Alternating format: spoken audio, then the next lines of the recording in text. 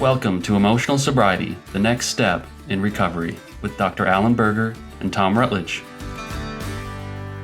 So, Joe, we are preparing for our Morocco trip and talking about what to wear. And Sue Ann was advising me, so no political slogans on my t-shirt or anything like that. No graphic tees with movies and stuff on it. And just pretend that we need people to think that we're Canadian. You need to wear a Canadian flag. The one place you might, with a Canadian flag on something, might get kidnapped is in the United States by the government. Right. We could be considered enemy combatants soon. Yeah. How about I go ahead and read this Beyond Belief daily reflection for today? What do you think about that? Joe, are you still surprised, or have you kind of like shaken the Etch-a-Sketch on this book that you wrote, and so now you're re-experiencing it as a spectator? Music and books. I love giving people music and books, or introducing people to music and books.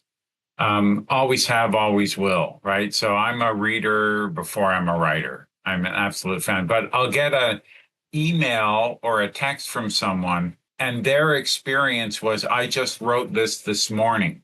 And, as a private message, and they're responding to it, right? So I don't think that's horrible, because I don't think as a writer, you're trying to talk to an auditorium. You're trying to talk to one person. No, it's the perfect response. I'm in a conversation, and that's the best compliment you can get. When people who know me tell me, they say, "This is like sitting and talking to you." I'm going like, my job here is done. What it must have been like to write in the days of Mark Twain, where there wasn't all this noise and chatter and screens, and just there was just the babbling of the Mississippi River, I guess. And that was like the thing that would keep him from creating on a given day, I suppose. But grass is always greener on the other side. Yeah. There wasn't spell check either, so I wouldn't have made it. Yeah, right. When Beyond Belief was 10 years old, like I cleaned up some of the pronouns, and, I always have the date people were born and died if I can, just to give it context to what era they're from if they're not familiar with the name. And, there were more, 10 years later, there were plenty more, you could finish that sentence. Dead people, I filled those in, and I did a new foreword because, I was future tripping.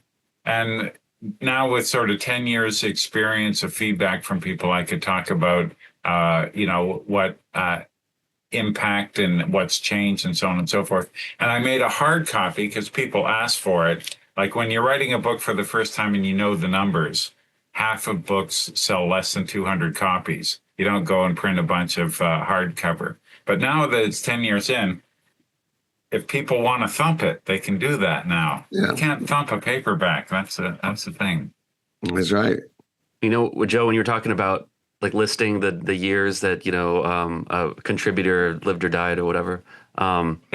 Bill C., who's been on the show, it was on a couple weeks ago. He does this daily email. He was great. I love that show. That was amazing. And he sent an email the other day with a quote from Agamemnon from like the Iliad. He was a king, right? A king of Greece, right? And even in our sleep, pain which cannot forget falls drop by drop upon the heart, and in our own despot, against our will, comes wisdom to us by the awful grace of God. Wow. A good quote, huh? A deep cut for the Recovery newsletter. Well, it would have been gods back in the day.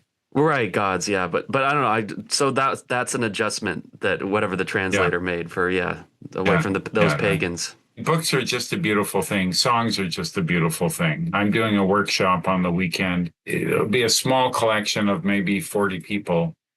Music is the medicine. The whole idea of it is we'll feature particular songs, but we're inviting everybody to bring the song that was the anthem that gave them courage and uplifted them, or the solace that got them through a very difficult period in their life. And, we'll enjoy the song together. And if you care to, you can share the story that came with it. And music, especially, like I deal with a lot of people in recovery that are like me, eggheads. And, we kneel at the altar of reason. And, that isn't the right tool for a lot of jobs and our emotional selves. And that's why this whole emotional sobriety zeitgeist is alive and well. This is pre-verbal. These are our skills and ways of detecting the world and understanding ourselves and the world we're in, that it was before we could understand the words adults used or had our own. I started closing our meeting with a little sing along. And if you don't want to participate, you don't have to. But our experience is you'll feel way more uncomfortable than if you do participate. So it goes like this. If you're sober and you know it, clap your hands. If you're sober and you know it, clap your hands. If you're sober and you know it, and you really want to show it. If you're sober and you know it, clap your hands. I love it. All right, so I'm going to read the reflection. The biggest challenge seemed to revolve around how to characterize the spiritual transformation, which was at the heart of the program. Even when the total membership was made up of just 40 sober alcoholics, their views on the subject ranged from fervent belief that the entire program was divinely inspired to adamant agnosticism or atheism. Bill W., a biography of Alcoholics Anonymous co-founder Bill Wilson by Frances Hartigan. Sounds like coffee shop chatter that could have taken place after yesterday's meeting, doesn't it? We have literalists who treat our texts as sacred, and we have just as many who think that revising them biannually wouldn't be often enough. Founders were forward thinkers who overcame their biases to welcome gay people, people of color, women, and young members, despite fears that inclusion could dilute the program, impact reputation, or spell its demise. Quite the opposite happened. Viva la de France. The openness of interpretation, the take what you like, leave the rest structure of 12 and 12 meetings, the invitation to define spiritual transformation or dismiss it, all these freedoms of choice are ensconced in our traditions. Oh, we will meet people whom we find disagreeable, and we will find conflict with some of the suggestions and assumptions laid out in the program of recovery. This is a way of life that invites questioning and trying new things on for size. We are equal, but not the same. We each trudge a unique path of happy destiny, a pattern that is as individual as our thumbprints. We are likely to identify with many, yet unlikely to ever meet our identical recovery twins. After the Alcoholics Anonymous text had been in circulation for a while, Bill W. and the founders felt they didn't quite articulate the spiritual aspect of recovery, so they added Appendix 2, which reported that while transformations of a religious nature were not uncommon, educational variety awakenings happened over time with the same good effect as any white light experience. Am I trying to hear from everyone? Some people's experiences with recovery, were I to duplicate them, would take me outside of my comfort zone. Do I try on new things and keep an open mind? But what I took from this was the tendency to go to the familiar. And this reflection seems a lot about like frustrating this impulse or tendency that we have to just kind of, once we found something that works or we found like a framework of understanding, in this case, recovery, dogma or fellowship, right? To just kind of like, to stick to that and to kind of, to have what is it? Like a skepticism or a fear of contrary interpretations. Yeah, it's skepticism, not cynicism, but skepticism, right? And to be critical even isn't to be disloyal. You're right in the middle to be critical, right? That's a buy-in position, right? This has to change. Why can't we do this, right? That's someone who cares and someone who's invested, not just, sort of an outsider throwing stones. Saying something at a meeting and then encountering somebody who just loudly criticizes it, or just tears it down, or, I think that if we could kind of zoom back, this adds a lot of color to the fellowship, and this adds like that contrary perspective, that's like what kind of makes it what it is. And it's the beautiful thing about everybody coming together and is, that we tolerate, accommodate, even encourage different philosophical bents. Even things that quote unquote appear to be attacks, like in the spirit of AA, everyone should be speaking from first person. My experience is, and I'm never going to be offended by somebody else's experience, even if it's unfamiliar to me.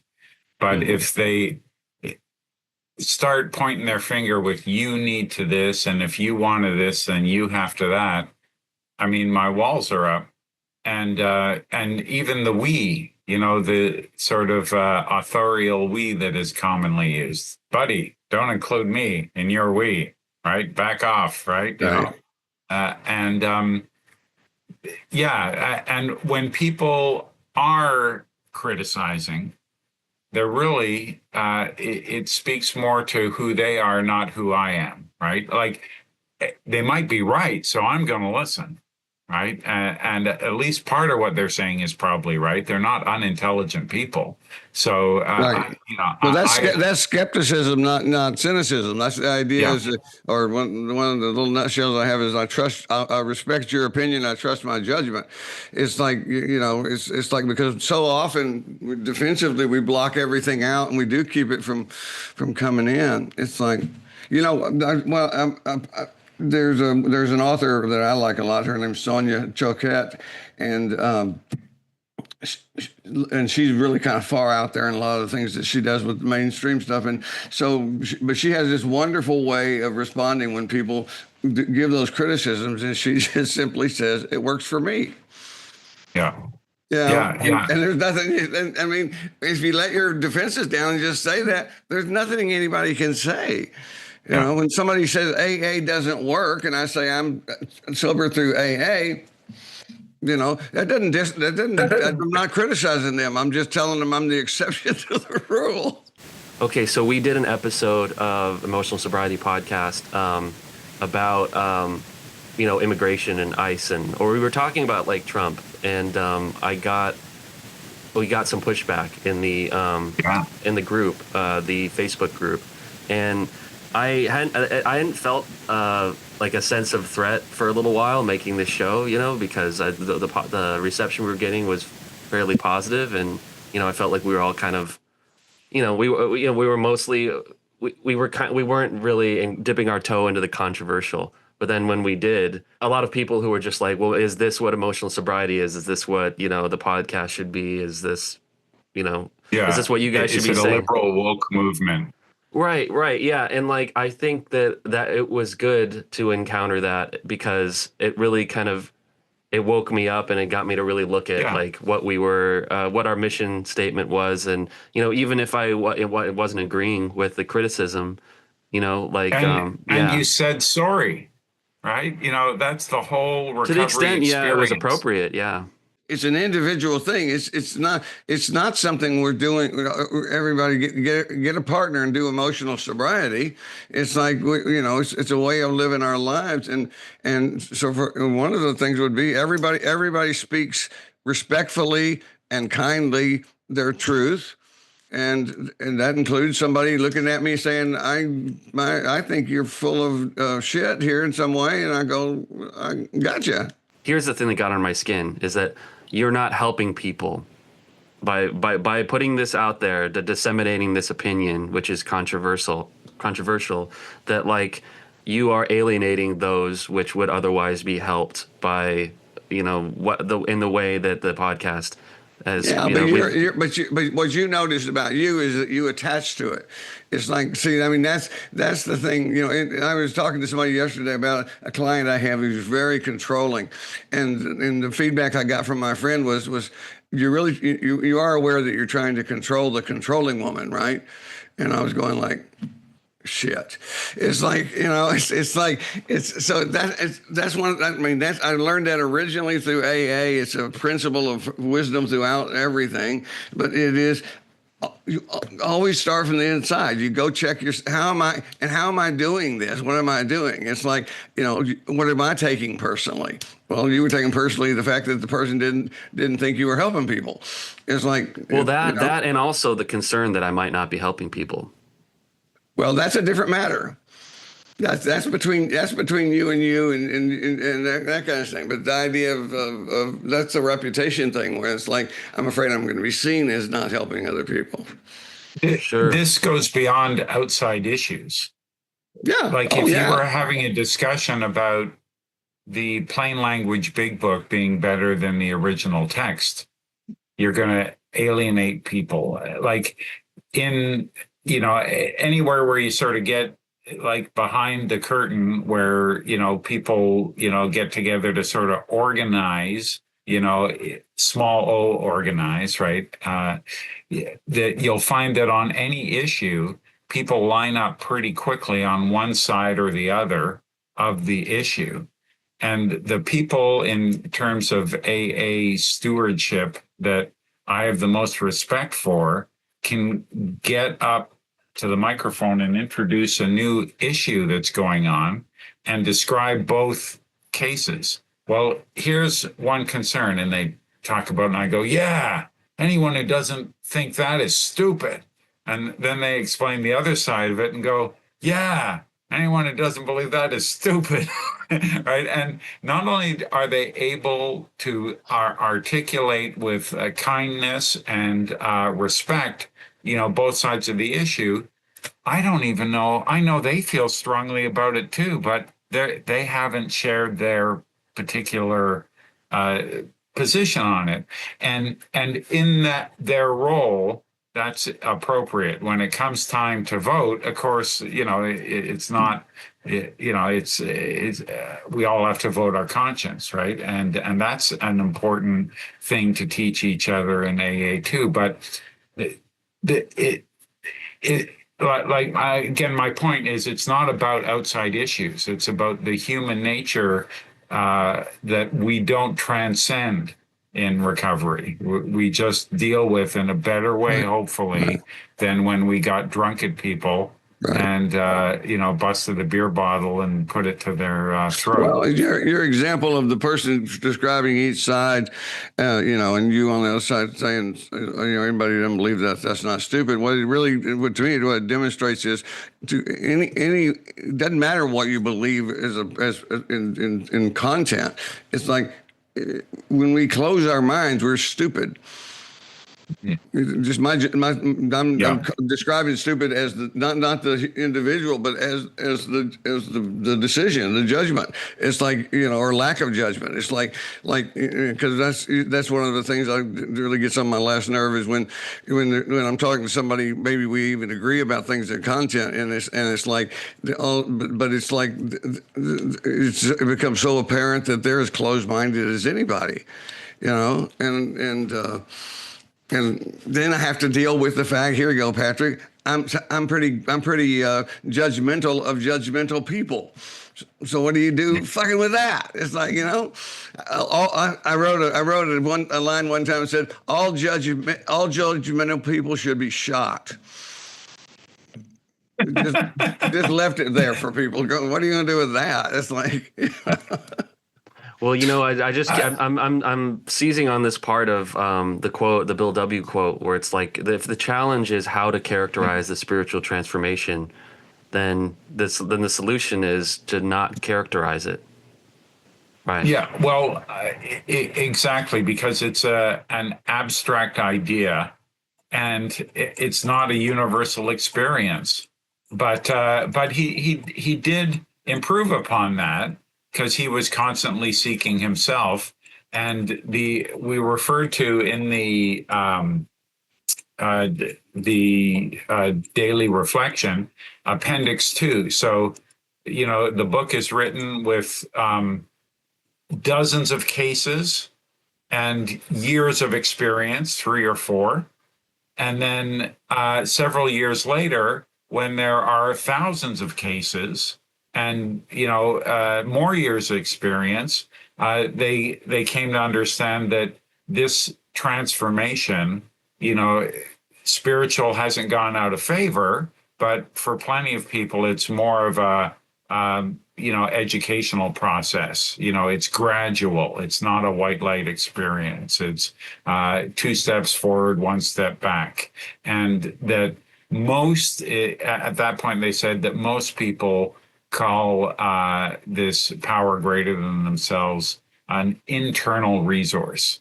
And then that way you can characterize that any way you want, right? My higher self, or the way Mohammed or Jesus or Buddha talks to me, whatever, you can apply anything you want to that inner resource, because it's a personal experience, as opposed to trying to get everyone to agree on a universal experience. I mean, we've talked about this on the show before, and I won't go into it again, about wanting everyone to agree on my words, what they mean, right? Like that's word policing. That's trying to control the controller, as Thom said. Yeah, well, I mean, at this point, at least 71 years into it, it's like I would say this is one of the top lessons I've learned is from an old friend of mine named Bindle, who was a wonderful, brilliant, and weird man, and but he thought it was a simple thing, but it's not simple, or it's not easy. It's like he said, beliefs are choices. Period. He said a belief is not something that needs to be objectively true. A belief is not something you need to demonstrate for people that it's objectively true, and beliefs are something that you do not need to recruit people to join you. Beliefs are what the Stoics refer to as guiding principles. If I believe this, then that guides me. So one of my beliefs I choose is, and I think probably you both choose this one too, because it's fairly common that we choose it on this path, is one of the beliefs is, I am here to learn. So, just in terms of beginning my day like I used to, what the fuck could go wrong today, or now saying, what can I learn today? It doesn't matter how bad I fuck up. I still have the capacity to learn something from it. So in other words, that's, if I want to define a successful day as one in which I learned something, then I'm in luck with that. But the most missing piece for most people is, do you think I'm right about what I believe? It's like, I don't know. It's like, I mean, I'll tell you this real quick. I used to do reincarnation. I used to do a lot of reincarnation work. I did past life therapy. And one of my favorite teachers back in those days, many years ago, is, he was asking one of our groups, he said, do you believe in reincarnation? And this is our teacher who teaches us regression. He goes, I don't know. And I was going like, what? Because I was at the fundamentalist level of development at that point. It's like I knew exactly how the universe worked, but he picked me out of the crowd, and he said, Thom, how about you? He said, have you been regressed in this process? I said, yeah, many times. And he says, have you done regressions? I said, yeah. He said, do you find it helpful? I said, yeah. He goes, it doesn't matter if it's true or not. It doesn't matter. It helps me. It's life changing. Two things. One is, speaking to emotional sobriety, when any of us, and may I just say, I am so glad I was not the guy who, with 3 years experience in recovery, decided I'm going to write about what I know and tell everybody about it. God forbid, I'd be embarrassed by it. So I have great empathy for anyone taking on that difficult task of trying to articulate the ineffable. But this idea of the righteousness of the recently converted, that's not emotionally sober, right? But hopefully we don't get stuck there. I just say, but it's developmentally sound. It's like we go through phases. And that's yes, exactly. It's a great phase because things are simple then, right? But then you develop discernment and context, and you see things like For instance, beliefs are a choice. Mm-hmm. And what about beliefs we are compelled to believe? Like a core belief can be overcome with this process of choice. But when I stub my toe and my voice is, you stupid idiot, don't you watch where you're walking, blah, blah, blah. Mm-hmm. That's my core belief kicking in. Yeah. So, all I can do at that point is, take a breath and try to, what else could this mean, Joe? Would anyone else like to share? I'm talking to the committee in my head. Well, yeah, and it reminds me of what Roger Andes teaches too. It's like the idea is, this was a life changer for me too, and it seems quite simple, but I've always known, in my recovery about how powerful acceptance is and how necessary it is. But I've never heard anybody say what Roger says, which I think comes from Nathaniel Brandon, which is acceptance is always the first step to change. It's like, you can't change until you fully accept that you got a guy in there that thinks you're stupid for stubbing your toe. Yeah, that's right. And basically acceptance means I become indifferent to it. It doesn't mean indifferent means neutral. It's like, that's what I feel about my alcoholism. That's the way you guys feel about your. It's like, oh yeah, you could hear him too. Yeah, that's Tequila Boy. He does that sometimes. Or that's, you just heard my condemning voice. He yells from the sidelines at times. It's like, but we no longer feel the need to try it. We change by creating something new. Bringing curiosity and positive regard to the whole world. Yeah. It's my great challenge. I heard a talk given by Barry Leach, who was, he's in a lot of early AA stories. There's the one where the police brought someone to the AA clubhouse in I don't know what it was, 43 or something like this. And as Barry Leach describes it, a black man with makeup and blonde hair a la Veronica Lake. Mm-hmm. And clearly he had a problem with addiction. He was also a speed addict. And so Barry's new, and he's asking, well, what are we going to do? Everyone clears the clubhouse, so he phones Bill, right? So his name isn't in this story, but he's the guy at the door when this guy arrives. Barry Leach is a writer. He writes a lot of the General Service Conference final reports. He wrote Living Sober. He compiled Do You Think You're Different? So he was sort of a right hand to Bill Wilson in many ways in the years. And he was a gay man. And as he was describing it in this talk he gave to the LGBT community at the Montreal 1985 conference, we weren't in the closet, we were in vaults. And so, that was very difficult. And he talks about how we relate to others. And he said, could you help anybody who came in the door with a desire to stop drinking? And I have to ask myself before I ask you, for instance, could I help a California legislator? And he was referring to Ronald Reagan, right? Who is way on the other side of the political spectrum as him, and treat him like a suffering alcoholic and offer him the same love and the same willingness to do anything for him as I would somebody else. And he talks about this challenge, which it's interesting how we will help these people, then learn what they believe. Like, we don't recognize them, right? And then, it's almost better, right? Oh God, it's a beautiful lesson that gets us beyond. Treatment programs are the same way. When I first went to a treatment program for codependency, I came back there and I loved these people. They were my family. They were everything. And it's like, when I found, I didn't know what they do for a living. I didn't know what they believed anything other than what we were doing. It's like, and it was so fucking surprising to find out. And of course, what you learn is it doesn't matter. They're yes and issues. Yes. Right. Oh yeah, one of my very best friends was quite the opposite in political views from me, and an old college friend, and we were reconnected because of social media and stuff like that. I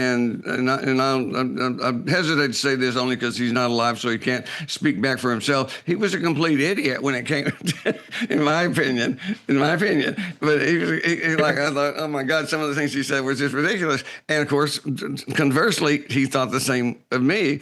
And we had a third friend who was in our little texting group who just a rule. He just said, you guys can no longer talk about that at all. None. And we tried it was hard at first, but really then we finished and we just were loving on each other. And he died several years later. And I was so grateful that we spent those last years, knowing of our differences, but we just spent our last years loving each other.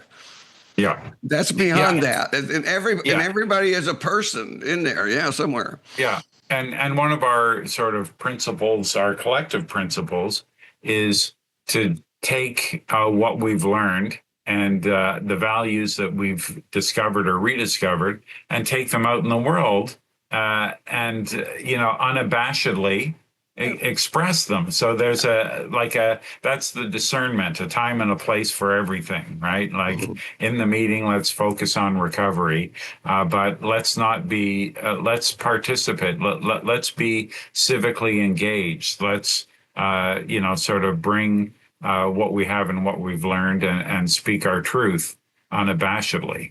The emotional sobriety stuff always includes not only respect for ourselves, but respect for others. And that basically will heal a lot of what we're talking about. Yeah. And, in just that flexibility, you know what I mean? As you move from setting to setting to kind of like adjust your mode of expression, to fit the context. Yeah. Did you begin the secular AA, kind of a more organized secular AA, Joe, in response to just not liking what you were, or not identifying with what you were hearing in a lot of the fellowship circles that you were in? Well, two things. First, nobody starts something. It requires two or more, right? So we do these things in clusters of equals, like-minded equals. But I was absolutely involved in it and mirroring something that had happened before I even got there. So that I held the baton, but I wasn't a creator. But the recovery I got sober in, the place and the time, a galaxy far, far away, a long time ago, didn't require secular AA because nobody cared what I believed. Nobody challenged me. Nobody told me that if I didn't believe X, I wasn't going to get Y. That was never brought up. But there came a time where things were more literal, book-based, again, in the community, in the space and time I'm in now, and I didn't feel complete. And we all talk about connection, how important connection is. If connection is the cure for addiction, right? That cue the applause. But connection requires attaching, like to a group where I'm a part of this, and authenticity. So you don't get connection if you walk in and you go, oh, just the way people are talking here, I can't speak my truth. I'll be ostracized. It makes connection impossible. So, at a group level, every group serves its own core constituents. And, that's the whole idea of AA is if you have an issue, take it to the top. That's your business meeting. It's not the general service office. They're just, if we want their opinion, we'll give it to them. And, but at the group, we can do whatever we need, right? And that group really serves the constituents of that group. And as the group changes, it votes again, and let's stop reading that. It doesn't serve us. Let's start reading this. And that's how the group goes, a bunch of equals deciding things. So, special composition groups allow people to be completely authentic and to connect where someone's going to say, don't talk about racism here. That's an outside issue. Don't talk about, God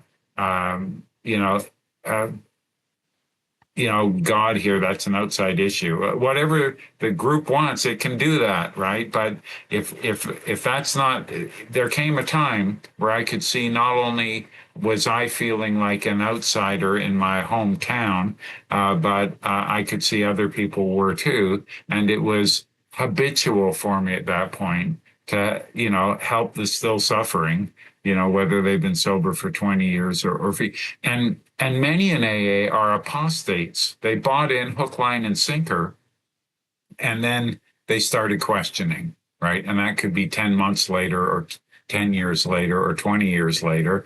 And then they feel like an imposter in their home group. Again, that connection is lost if they don't feel authentic and attached. And so, when I see, sort of some goofing up of the force, right? What can we do here? Let's sit down and talk about just as Tom said, you got to name it and accept it. This is how it is, right? And we didn't go to GSO to tell fundamentalists to stop talking the way they were. We just started our own meeting to serve our own purposes, right? I'm happy they're happy in their meeting, right? They're staying sober. It's not working for me, and that's not on AA. I'll just stop with this. People miss an important three-letter word in Tradition 5, which suggests each group has to find its primary purpose. So there is no the there. AA doesn't have a universal, primary purpose. Every group does. So, anyway. Yeah. That could be a whole new, we had a few minutes and I could fill another day. Oh, is that's one of the things about being who we are, and for me, that means I'm not at a loss for talking about things. But there's so much stuff here. There's so many different directions to go. Just fascinating. I'll just say, Tom, that I have a friend like that right now with the text messaging, and there's one topic we don't discuss, but I love him a lot, and it feels good to not dispense with people who don't align with me on certain things, even things I'm very passionate about, because there's like the value of individuals is multi-tier. It's right. Right. I will choose to go away from somebody who will not respect that boundary, who's going to continue to say, no, I'm going to talk to you about what I want to talk to you about. Yeah. Because that goes deeper than I had a client the subject, at one time that was constantly trying to save my soul. And I had to have a boundary with that. It's like, I don't have any problem with what she believed at all. It's like I had a problem with the fact that she insisted on that was how we were going to use our time. All right. Take care, guys. Peace out, everyone.